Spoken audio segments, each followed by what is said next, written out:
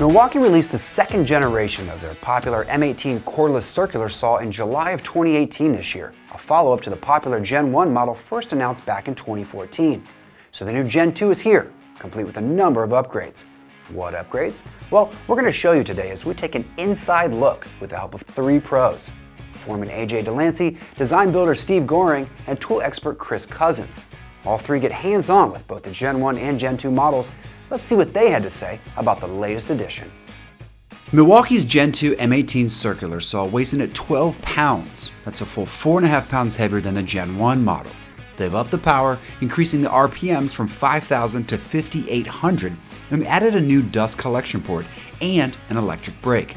Some of the other specs have remained the same, including the 50-degree maximum bevel capacity and the cut depths for both 45 and 90-degree angles.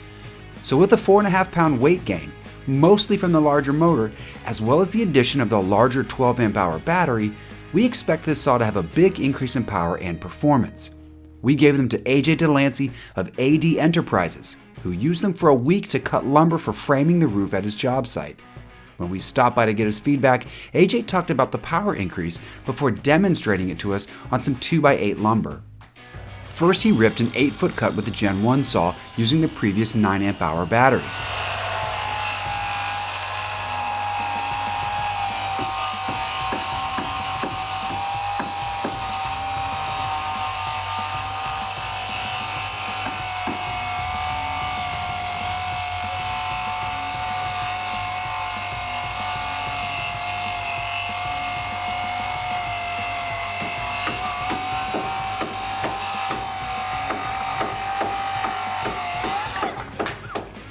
Next, he ripped the same length with the Gen 2 model, now equipped with the updated 12 amp hour battery.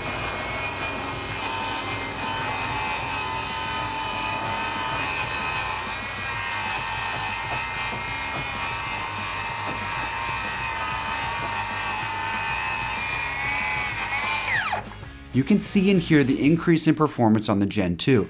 It's simply a smoother cut as the Gen 2 motor doesn't struggle to complete the task. AJ then had this to say about the dust collection capabilities of the Gen 2. Dust collection is such a big deal for me. I never thought about it when I was younger, but to have that and not be breathing it all the time would be such a great thing to have. You know, because no circular saw really has it. You know, the track saws have it and everything, but your everyday circular saw does not. So I'll be looking for that too. So we gave AJ the new dust collection attachment for the Gen 2 and gave him another week to work with the saw to give us additional feedback. What he told us was surprising. We've been framing up this building for a couple months now. We're just wrapping things up, cutting a lot of blocking right now, finishing up the sheeting, things like that. I own the Gen 1 model, and that's actually the tool that convinced me that cordless tools are a totally viable option. You can cut the cord, no problem, actually. So I was really excited to get my hands on this tool to see what it could do. And actually, I found myself not really liking it, honestly. It's just too big, it's too bulky. I mean, it's incredibly powerful, you know, and it's starting to grow on me. That I've used it for about almost a week now. But at first, I found myself, you know, kind of forcing myself to use it over my other tools just because the ergonomics aren't exactly that great. You know, the safety switch for the trigger is really stiff, and if you don't hit it just right, the trigger jams up on you, and it's kind of frustrating to take. You know, I'm making 300-400 cuts a day. Like, I don't want to waste any time. You know, get this material out to our guys so they can get it in, get done. So I mean, it's definitely grown on me since I've gotten used to it, and it's just really heavy, and it wasn't my favorite, I gotta say. Surprisingly, yeah. So even with the increased power and new dust collection feature, he still prefers his Gen 1 model due to the weight and the ergonomics. That was surprising to both AJ and the Cop Tool team. So we invited Steve Gohring to our Cop Tool workshop to get some more feedback.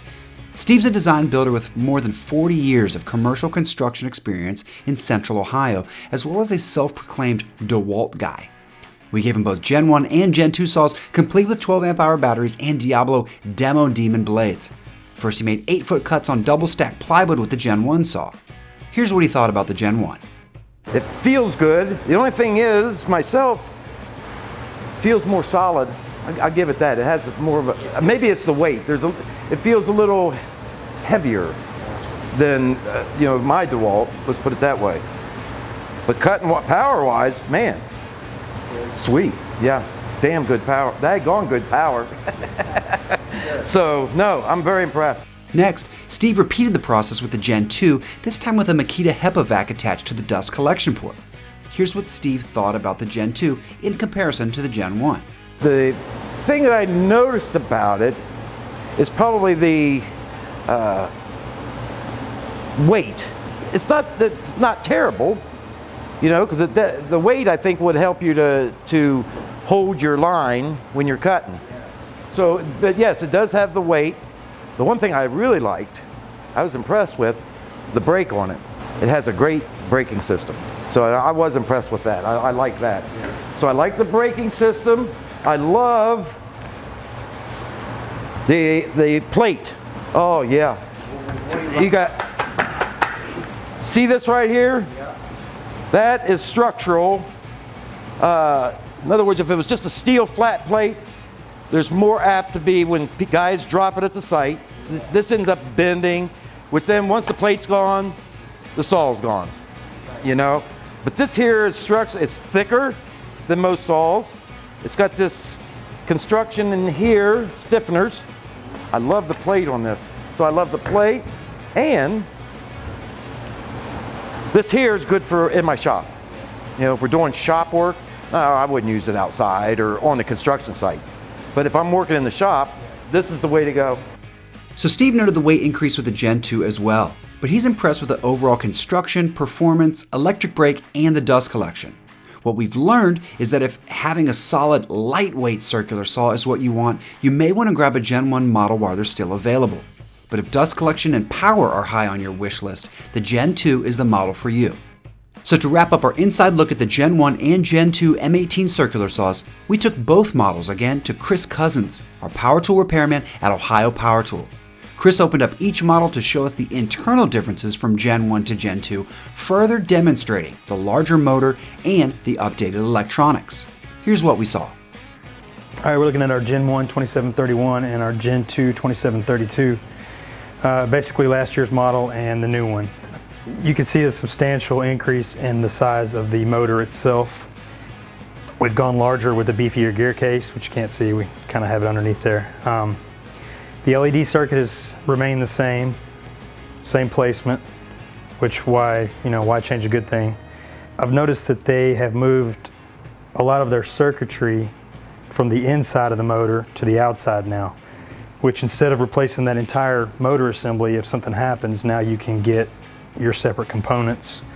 Little subtle things like the old switch had a diode, which is no longer necessary on the new one because they've moved it to an external board. Same with our battery block, no longer has the circuitry embedded. They've moved a couple of the other boards on the outside now for cooling purposes, I would say.